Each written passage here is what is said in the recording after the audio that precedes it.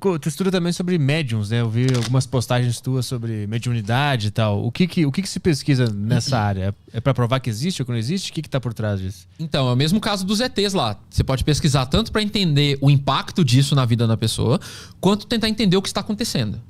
Seja lá o que for, né? Não existe um compromisso ideológico de tentar provar que existe. Ou que tentar provar que não existe. É tentar ver, eu quero saber o que tá acontecendo. É a mesma lógica minha da infância lá. A mesma curiosidade de infância que me motiva. Então, nessa parte das pesquisas que a gente só quer entender qual é o sentido pra pessoa, a gente entrevista, aplica alguns testes pra ver se a pessoa tá bem, como é que tá a saúde mental dela, qual é o impacto da mediunidade dela na constituição da identidade dela no grupo e tal. E do outro lado, quando a gente quer entender o que tá rolando, a gente estuda algumas coisas. Por exemplo, transtornos mentais, se existe algum ou não. Se existem características psicológicas como a personalidade que aumentam ou diminuem a chance da pessoa ter essas experiências. E aí a gente vai chegando a algumas conclusões interessantes. Quando eu falo a gente, eu tô falando do grupo de pesquisadores que mexem com isso, né? Lá na USP a gente tem o nosso Interpsi, que é um laboratório que mexe com essas coisas e tal. A gente vê, por exemplo, que existe um fenômeno psicológico que está sendo estudado aí desde o século XIX, que a gente chama de dissociação. Dissociação é a capacidade humana, todo mundo tem, a princípio, esse negócio, alguns mais, outros menos, mas todo mundo tem. É a capacidade da gente fragmentar, separar coisas que na nossa cabeça normalmente estão juntas. Por exemplo, se eu te der um papel e pedir para você escrever uma carta, você escreve. Você pensa aí no que você quer escrever, você vai lá e escreve, né? A sua mente, vamos dizer assim, está conectada com a sua mão e você escreve. Você tem consciência de tudo que você está escrevendo. Só que se você estiver dissociado, você pode escrever coisas e você conscientemente não saber o que você está escrevendo. Acontecia isso com a gente. Se você, eu não sei a sua idade, mas quando a gente tinha aquele telefone de fio na casa da gente, geralmente ficava lá na parede e tinha um bloquinho de notas que ficava do lado do telefone pra gente anotar recado. Aí o que acontecia? Aquela sua tia te ligava, você ficava 2 horas lá no telefone e tá de saco cheio e ficava lá rabiscando no bloquinho, viajando, né? Você não tá nem prestando atenção no que sua tia tá falando e nem no bloquinho. Depois que desligava o telefone e você olhava o bloquinho, tinha umas viagens ali que você nem se lembrava de ter feito. Isso é um exemplo de dissociação. Normalmente era pra você ter feito conscientemente aquela parada ali, mas não, né? Você deu uma viajada e sua mão foi sozinha, entre aspas. Eu falo sozinha no sentido de que alguma coisa tá controlando, né? A gente vai discutir o quê.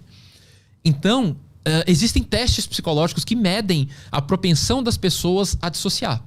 Tem gente que dissocia mais, tem gente que dissocia menos. E quando você faz isso com médiums, seja espíritas, de umbanda, do candomblé, do que for, você vê que, na média, médiums dissociam muito mais do que pessoas não médiums. Né? Isso ajuda a entender um pouco, né, esses episódios, sem a gente precisar apelar para o sobrenatural. Isso não quer dizer que o sobrenatural não exista, mas quando a gente olha primeiro para a explicação mais simples, a dissociação ela aparece muito forte como uma explicação. Então, se todos nós já conseguimos fazer isso, tem algumas pessoas que fazem mais. Ou seja, elas conseguem, por exemplo, escrever uma coisa sem ter consciência que está escrevendo, conseguem falar coisas sem ter consciência que está falando, e por aí vai. Sim, mas aí isso explica a habilidade de conseguir escrever sem pensar que está escrevendo. Ou falar sem perceber que está falando, dançar sem saber que está dançando. Mas aí o conteúdo, a mensagem da carta... Então, isso é legal também. Tem uns estudos muito legais mostrando que quanto mais treino você tem nesse negócio, mais, por um lado, padronizadas ficam as mensagens, mas mais bem feitas elas ficam também. Como se você treinasse mesmo. É uma habilidade que aparentemente você pode adquirir. Tem um estudo legal que eles fizeram. Eles compararam médiums experientes, cara que já tem uma estrada longa já na mediunidade, está lá há 30 anos no centro espírita psicografando e tal. Compararam com a galera iniciante. O cara é médio há 1 ano, 2 anos, tá lá. E eles compararam tanto o funcionamento cerebral quanto as mensagens. E o que eles viram? Que as mensagens elas vão ficando meio padronizadas mesmo, né? E é normal ficar padronizado mesmo, né? Porque você vai ficando ali na lida, ali no dia a dia e tal, né? As mensagens cada vez mais refletem o ponto de vista daquele lugar, né? Então, sei lá, se for pensar no espiritismo, vai falar cada vez mais de reencarnação, do nosso lar, de coisas do tipo, né? De perdão e tudo mais. E quando eles olharam as cartas das pessoas menos experientes, elas parecem que variam um pouco mais. Porque aí tem um pouco mais da pessoa ali, né?